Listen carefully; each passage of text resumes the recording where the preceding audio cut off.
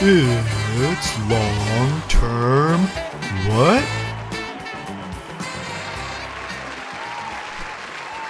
Okay, let's get started. Do you remember playing the card game Uno? Did you ever hold on to a draw 4, waiting for the perfect moment to play it? But you wait too long and your opponent plays a wild card and then slams a red 3 to win the game? Uno. And she says, "Dishes, that was the deal, mate," in a slightly British accent. Dishes, that was the deal, mate.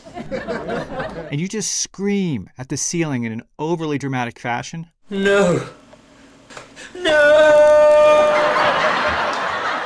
Well, if you weren't the one who recorded this amazing video that I found on YouTube decades ago on a VHS tape, or you're unfamiliar with Uno, the game includes wild cards.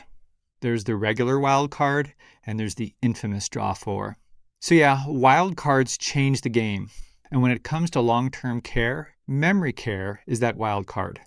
Not because it's fun, but because it's unpredictable, expensive, and lasts a lot longer than most care. Today I'll walk through the odds, the costs, the big decisions, and how you can start preparing financially.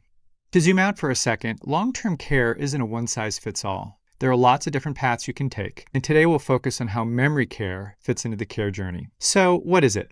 Memory care is a type of support designed for people with Alzheimer's, dementia, or other memory issues. It helps with things like memory loss, wandering, or agitation, and includes activities that help keep the brain engaged. Let's talk about the odds of needing memory care. Most people need typical long-term care for just a few years. The longer you go, the fewer people still need it, except at the 8-year mark.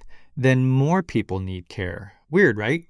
So why? It's Alzheimer's. Many people with Alzheimer's need 8 to 10 years of memory care, and some even longer, up to 20.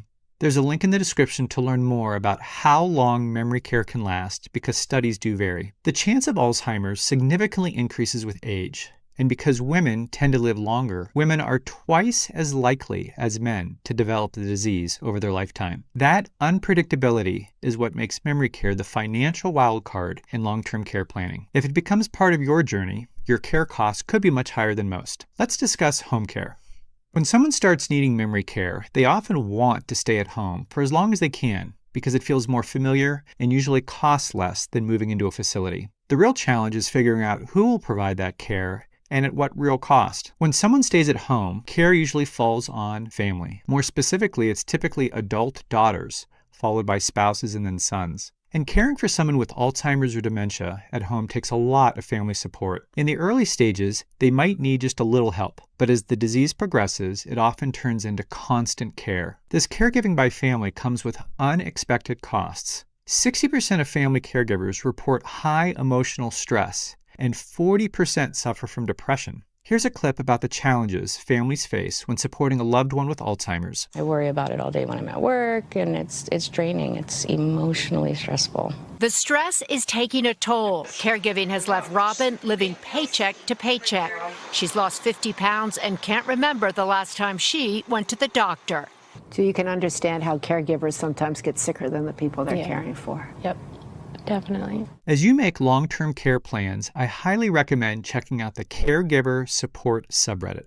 Just Google it or use the link in the description. It's full of honest, thoughtful posts from real caregivers. When care needs increase or caregivers hit burnout, people often turn to memory care facilities. The first step may be assisted living, and later on they may transition to a memory care facility if they begin to wander or become a safety risk. Memory care facilities are the fastest growing sector of the senior housing market and are often located alongside assisted living communities or nursing homes. Memory care facilities offer programs to boost memory, support brain health, and help reduce confusion. For example, in this news clip, a memory care facility uses reminiscence therapy to help residents remember their past. Staff say the retro living room, old-fashioned kitchen, and old-time music help residents remember bygone days.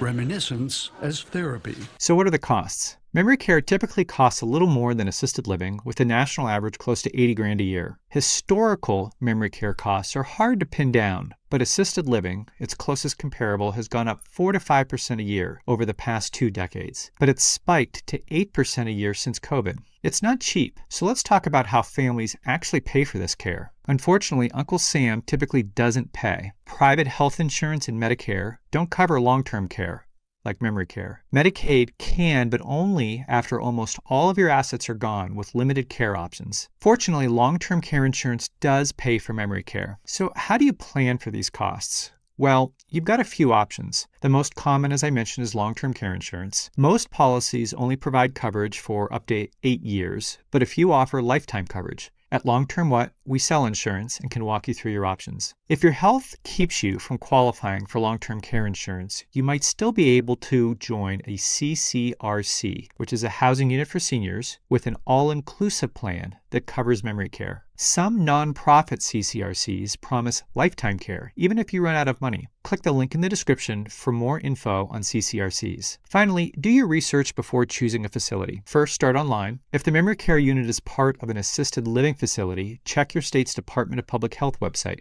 If it's part of a nursing home, check ProPublica for transparent, unbiased ratings. See the link in the description for more resources. Finally, visit in person, more than once.